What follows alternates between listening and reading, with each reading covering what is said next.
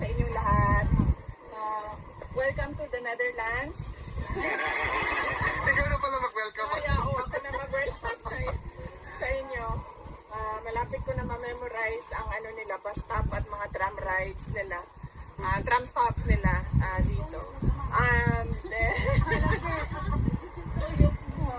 Kadaghanan po ko nawala. Madaming beses na rin ako nawala dito. Unang pasalamat ko sa inyong lahat sa patuloy ninyo na pagpunta dito at pagpapakita ng suporta para kay dating Pangulong Rodrigo Duterte.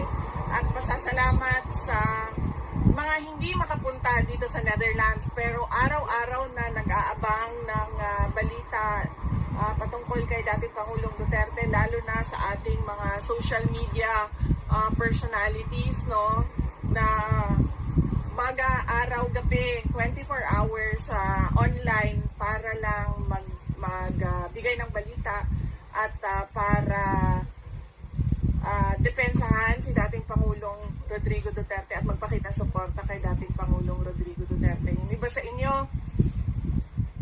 inaatake na ng mga kaibigan, inaatake na ng mga trolls, inaatake na ng mga nasa ibang spectrum ng politika natin, pero tuloy-tuloy pa rin yung pagsuporta ninyo.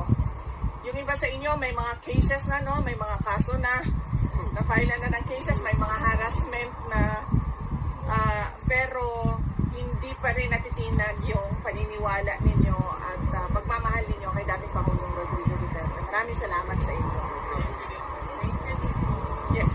So ang mood ni President Duterte today ay very good mood. Oo.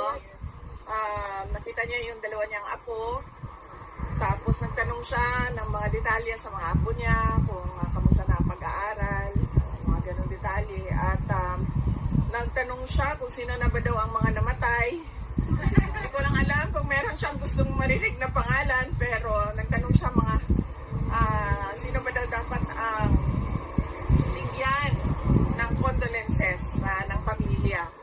No, nabanggit ko sa kanya na merong 3 kababayan natin namatay dahil yung kanilang barko ay inatake ng mga rebels.